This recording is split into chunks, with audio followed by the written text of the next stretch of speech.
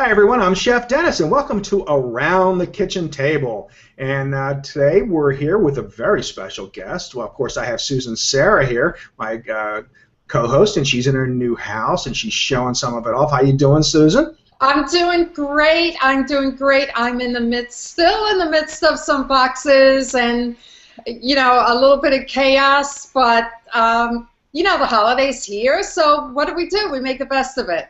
That's all, and there would be chaos and a mess no matter where you were because it is a holiday, especially Thanksgiving. I think sometimes that seems to be the most chaotic and unnerving holiday of them all when family gets together to be thankful, and we all get kind of crazed out though. So I know, but luckily I have a small crowd today. It's just our kind of nuclear family. There's 10 of us, and the beer and the wine flows and the food flows and we all have a good time, so I think it'll be relaxed. Yeah, it might even be a little bit too much fun. Oh, so I hate to say, I was going to say you're going to watch football. It's going to probably be painful for me because Dallas doesn't play well on Thanksgiving, and we have to play the Eagles. So I'm not looking forward to too much. And we just sneaked through by the Giants last night. So. We are a big football family. My son-in-law, that's it. Every TV will be on football. I don't know who's doing what, but that's a part of Thanksgiving. Yeah, there's actually 3 games on. There's Detroit and Chicago, I think are playing for the first time on Thanksgiving, or in a long time anyway.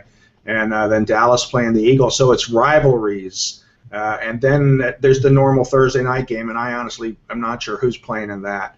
But so it'll be a fun-packed day of eating and relaxing and watching games. So when we're having 3 guests over, Greg, Carolyn, and Jen will be over, and they're actually bringing Hartley, their dog, with them too, since this is the first Thanksgiving in a while we are dogless, so it'll be nice to have that company. Yeah, oh, that's good. And what happens in Florida? I mean, is it Thanksgiving with shorts?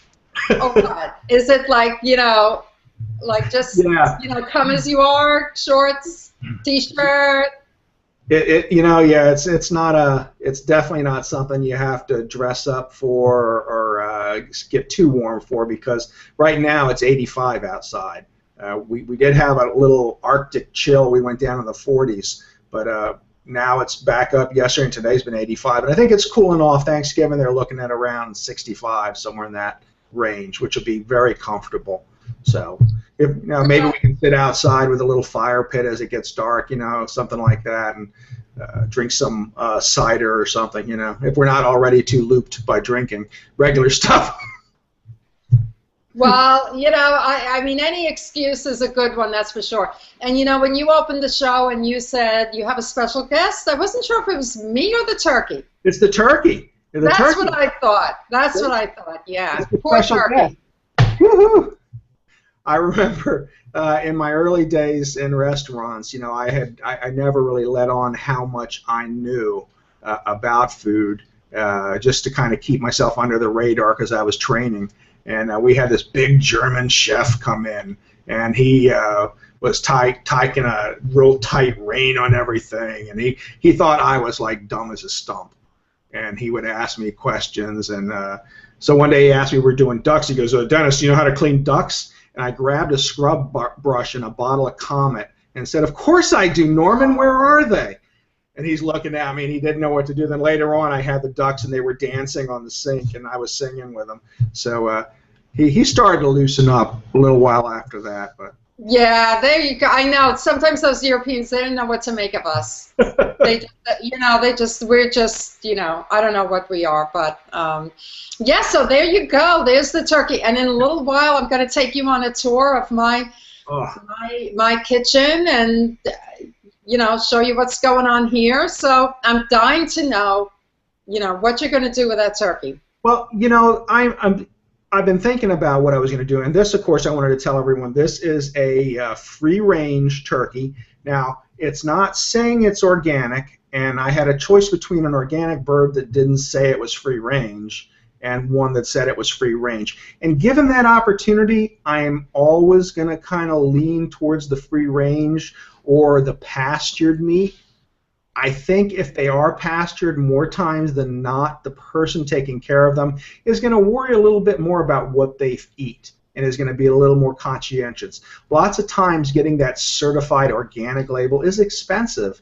And, you know, with a company like this, I'm sure that was not the reason behind it. But, I mean, that can cause a lot of times if you go to small, if there's small places around you that sell pastured meat, you know, they may not certify it organic simply because it is, you know, a process for them to do, just as vegetables would be.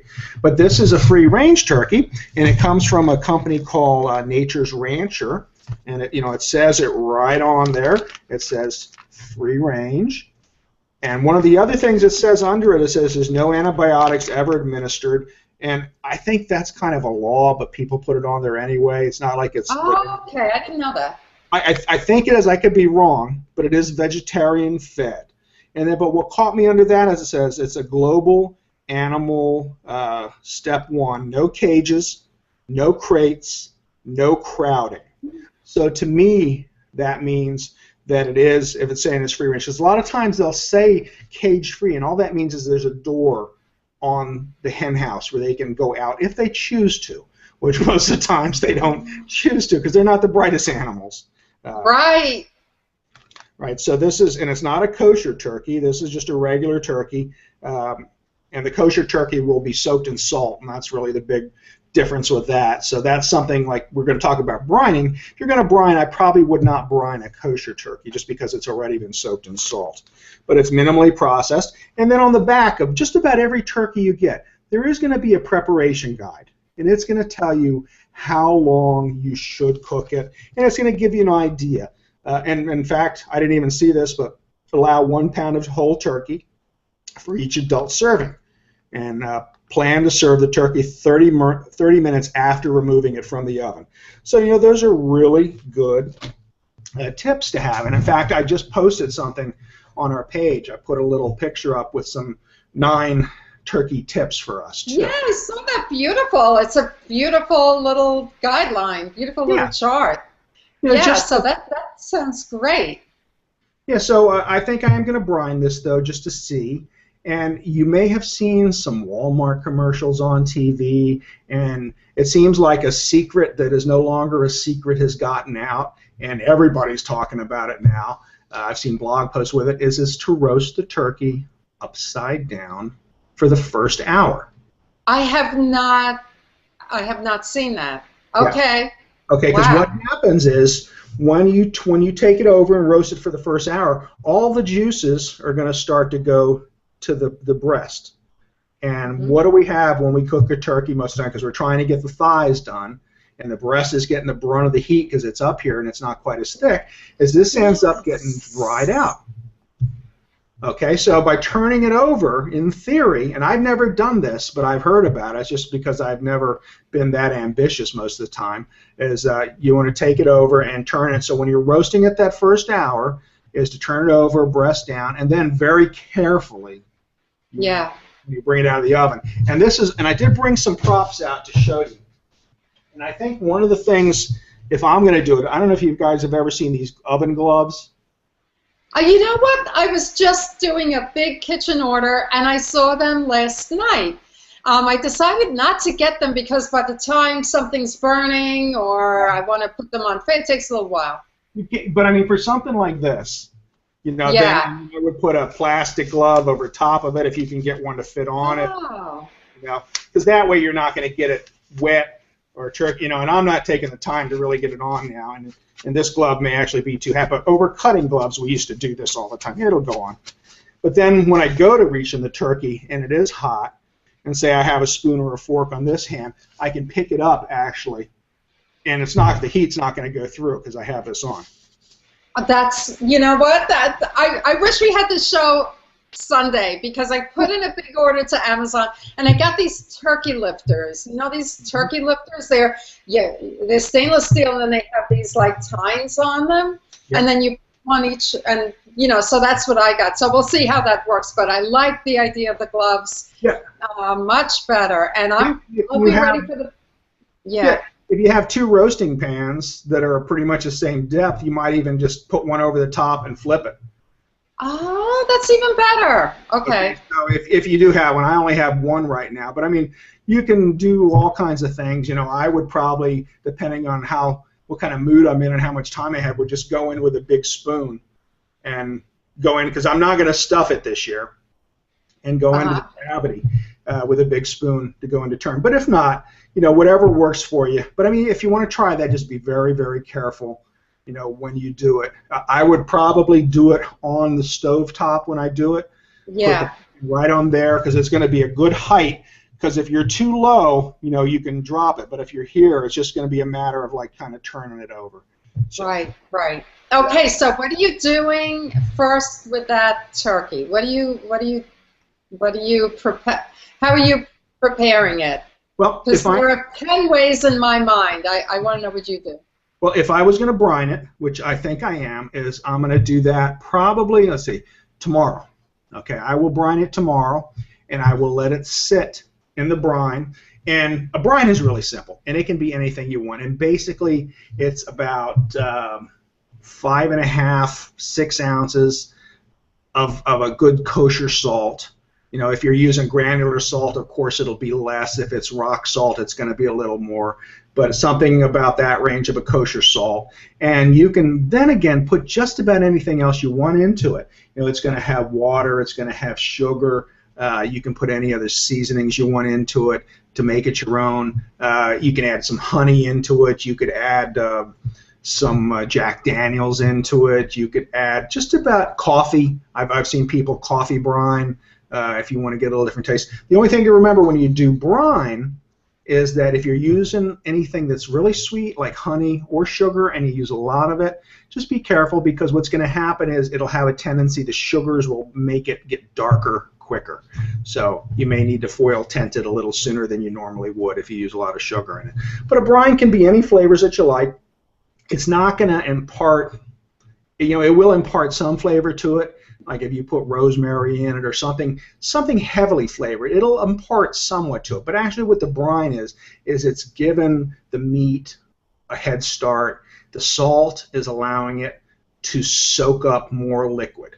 Okay, and they do inject this with, I think, about 6%, and that's to help keep it a little moisture too when you cook it. But that'll give it a little bit more of a fighting chance to. Oh, okay, I didn't know it. My daughter took the easy way out, which I usually do too. She went to Williams-Sonoma and she bought the brining ingredients in the jar, and then we'll just, you know, put it in a bucket and then put the water in, and that's it.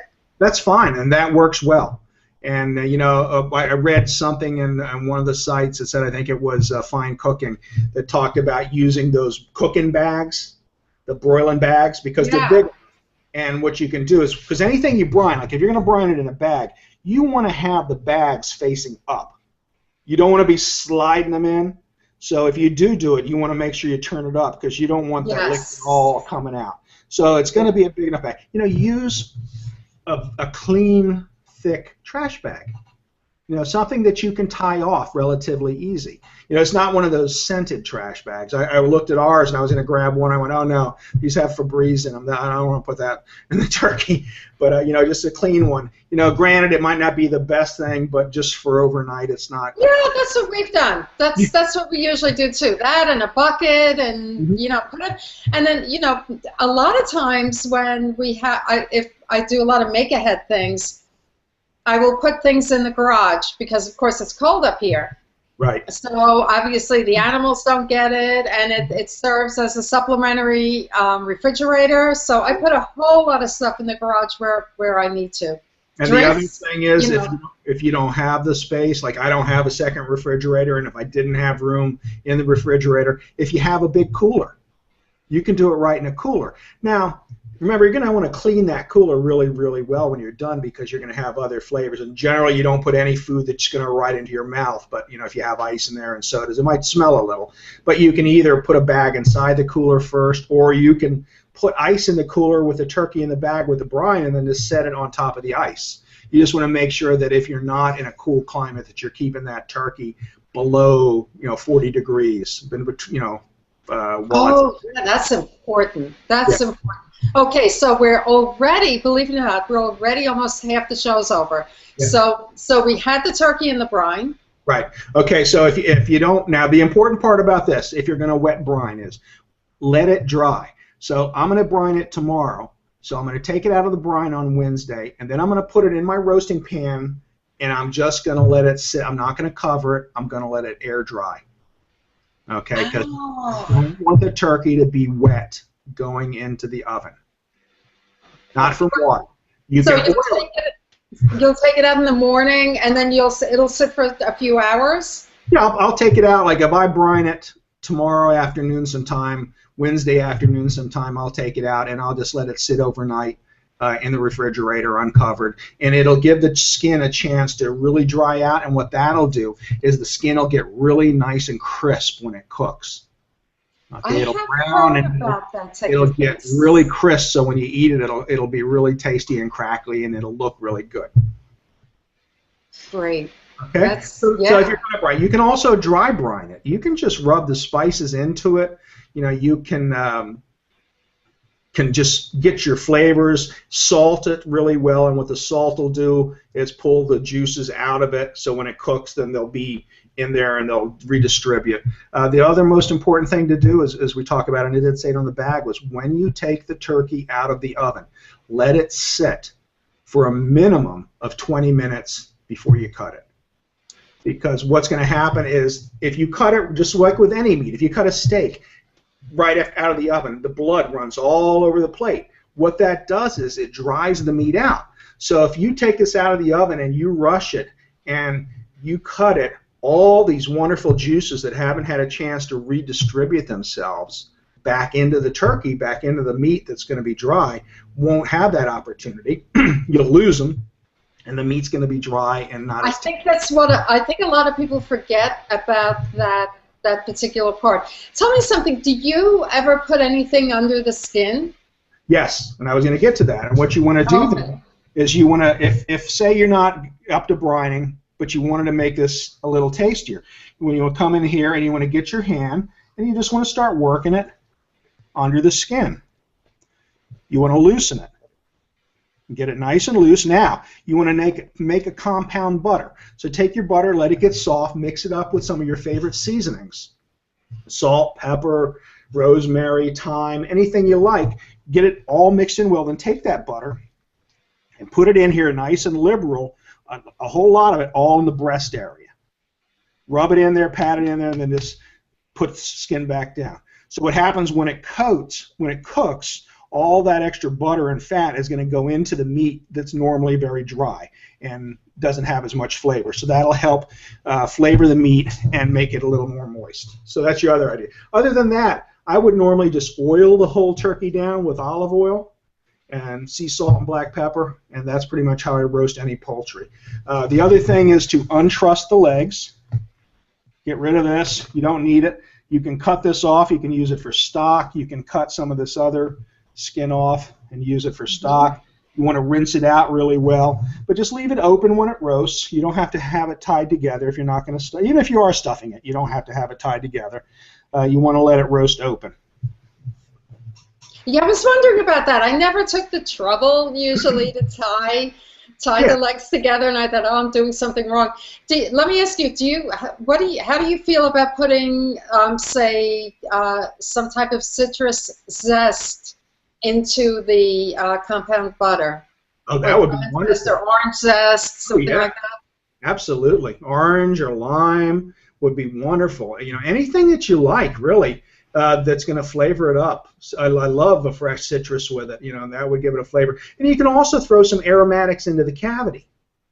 You know, I know in the old days we'd throw like a carrot or an onion or something in there. You know, you can get a little more creative. You can throw some spices, some fresh spices in there, some rosemary. You can put some garlic in there. You can put some shallots or some onions in there. You know, you could pour a little, I wouldn't put much in, but maybe like a little half a cup of some wine in there to let it get a little bit of a cook boost. But I mean, there's a lot of things you can do to it to give it a little bit more flavor, and it's just a matter of what you have time for and what you like. Okay, so now the compound butter is in. It's been brined. It's ready. So now we're ready to put it in the oven. Yep. Right? And you want to, a lot of people will tell you to put it in the oven at a high temperature for a little while to give it a push. And a lot of times what that push is for is not so much doing the turkey any good. You know, with red meats, we used to do that to kind of get them to seal. And we'd actually want to turn them in oil. We're not doing this with the turkey. So it's not really sealing, but what it's doing is giving you a jump start on cooking. So a lot of times all it's doing is it's cutting down your cooking time a little bit. Like anything else, you want to cook it at a good temperature, but nothing too high, because it's a protein, and the protein is going to tighten up if you cook it too fast, and it's going to get tougher. So anytime you can slow cook, like I'm going to cook this at 325, it's 15 pounds, so I'm going to give it close to 4 hours, somewhere in that range. And it, you know, at that temperature, that should be fine. So if I put it in, I never knew that, the science behind the protein and slower cooking. I never knew that. It's the same thing with pan cooking. Like you can sear something, but you just want to sear it, and once it's seared, then you want to turn the temperature down to let it slow cook. Searing will close the outside up, but this, you're really not going to sear it in a 425 degree oven. All you're going to do is push it a little bit.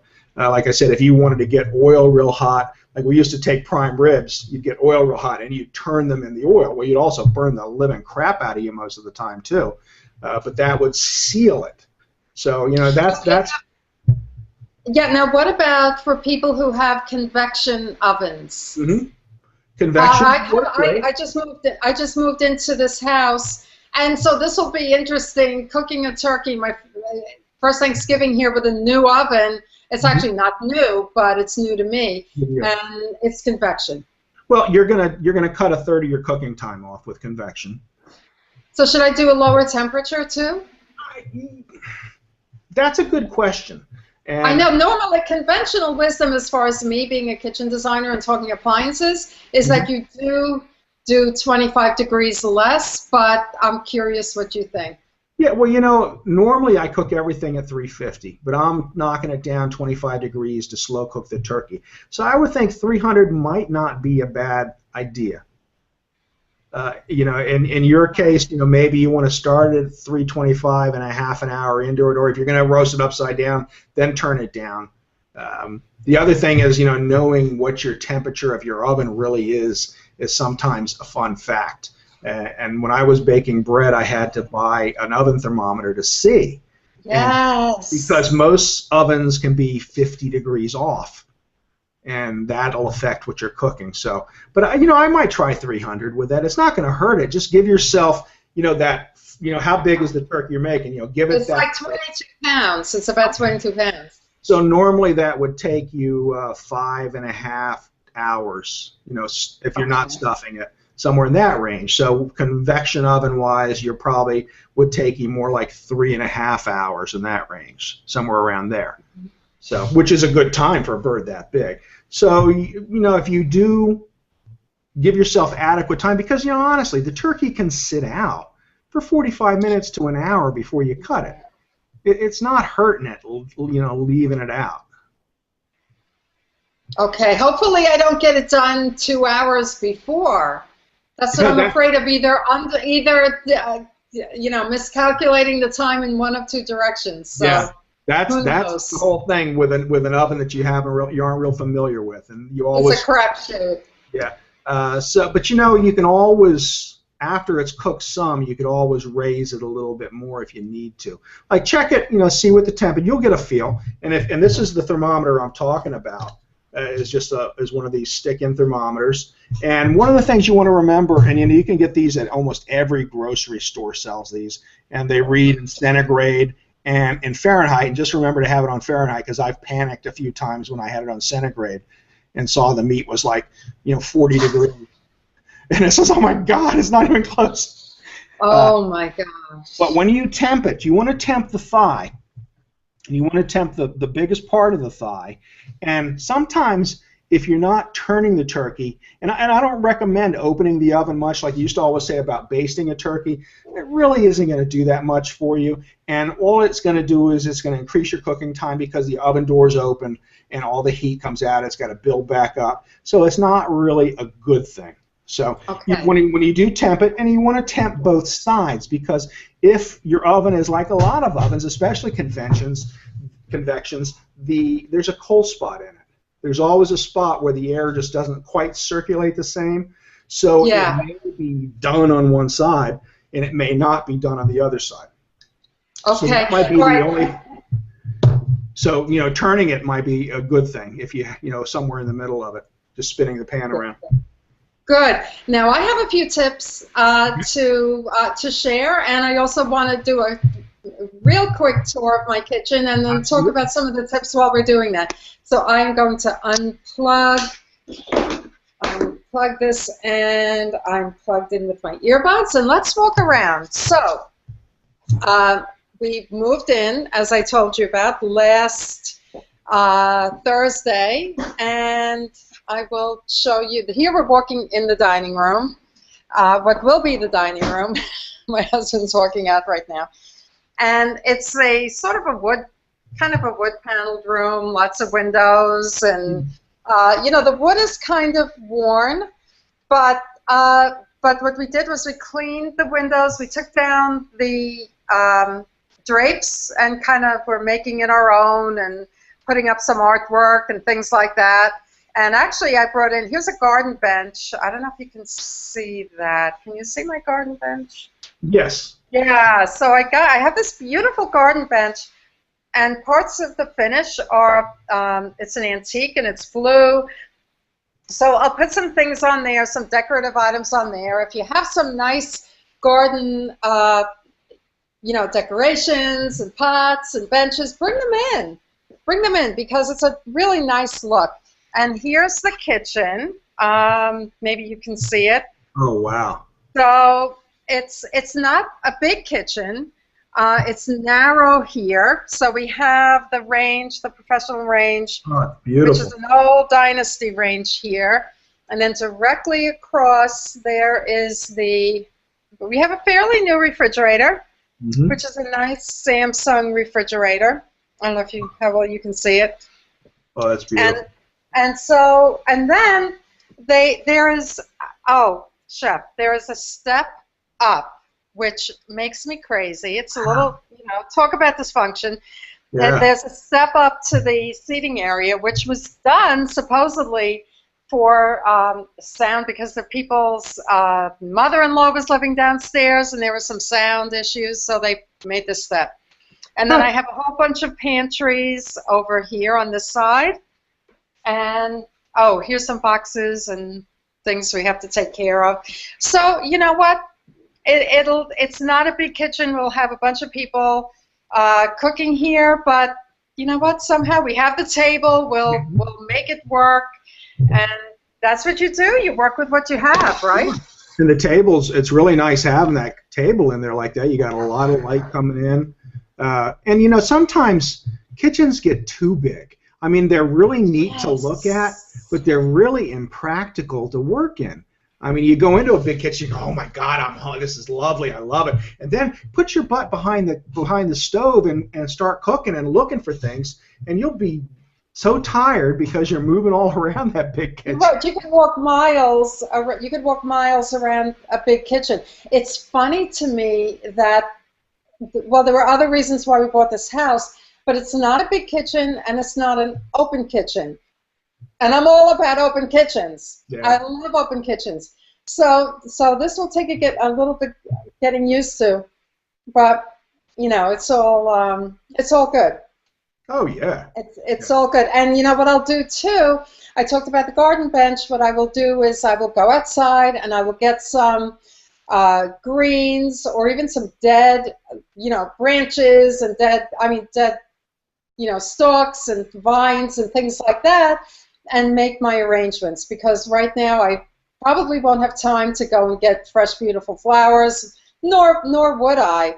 But I love the outdoor natural things, you know. So I would encourage people to just do that. It's amazing how nice it looks. Oh, absolutely. And let me tell you something funny here. We're in Home Depot buying flowers yesterday, and what do they have? But they have these, you know how they sell flowers in those little packs? Yeah. With them. Well, they have poinsettia like that because poinsettia grows outside this time of year, and it's not too cold. So you could actually plant poinsettia down your walkway or something. I'm like cracking up, going, "This Florida is hysterical," you know. It is. They have ideas for everything to, you know, to make it Christmas. That's really funny. Yeah, but I mean, usually you leave poinsettia out up north, and it dies because it gets too cold. You can't put it out. Yeah, funny. So I have a few comments here. We have some comments here. Let's see. We have Coach G. Moore. He says, "Wow, love the gloves. Where did you get them?" The gloves were actually a gift, but you can get them any place that has those shown on TV sections in their stores. They usually have them. You can also order them on Amazon. Yes. So, you know, that's the easy thing. Any kitchen store will have them too. I've seen them in, I don't know if I've seen them in Williams-Sonoma, but I bet they have it. Sur La Table, I know, has them. But, you know, they're pretty easy to find if you just look for them. And then they have cutting gloves too. I don't use them here, but at work they were a must in case, you know, you're cutting a lot of things. You can actually slice through the glove a little bit and not hit your finger. So. You know, this has blown me away again. I'm getting like 10 amazing life-changing tips from today's show. Cutting gloves, never heard of cutting gloves. And then you can find on Amazon too. You know, and really, you know, if you're going to do a lot of cutting, again, you want to cover it with a plastic glove or wash it. You know, most people, if you have them at work, they don't get washed that much, so we plastic glove them. But that way, if you're cutting and you slip, or if you have a tendency to cut yourself, you know, it can be a good thing. Yep, and you could be a little more reckless, right, with a cutting glove. Yeah, I like it. Duel with a turkey. Perfect. And Coach G. Moore says, again, fantastic advice on letting it dry, which is fantastic. And Aslan Glor says, "Oh, wow, love the kitchen and little sitting area, Susan." So, yep, it's, you know, nice light in here, and, you know, who doesn't love the kitchen, whatever it is? We love our kitchens. It is just nice. You know, we have the stools, or not stools, but chairs next to this now, and we'll sit and have meals here on the island, you know, just because we can. And, you know, we have more sitting areas now than I think for two people should probably have. In fact, we've been working on the outside. We finally painted our porch floor. We had been talking about doing that since we got here. Looks really nice. And then we're doing more outside with areas, because I had laid extra concrete when we fixed the driveway. So we have all the sitting area outside now, too. So it's really cool. Oh, that's good. Who knows? Maybe you'll have Thanksgiving outside. Yep. Maybe not, but yeah, maybe not. No, I don't think so. It is still Florida. We have lizards joining us. There's lizards everywhere. We're really used to them now, but they're still kind of everywhere. Yeah, yeah. So good work on the turkey. We roasted it. We prepared it. We roasted it, and then how about slicing? Do it quick. I'm glad you brought that up, because you can go a couple ways on that, and I'm not going to cut into this, but I will kind of simulate it a little bit. And let me switch this. Okay, there's a couple things you can do when it comes out roasted.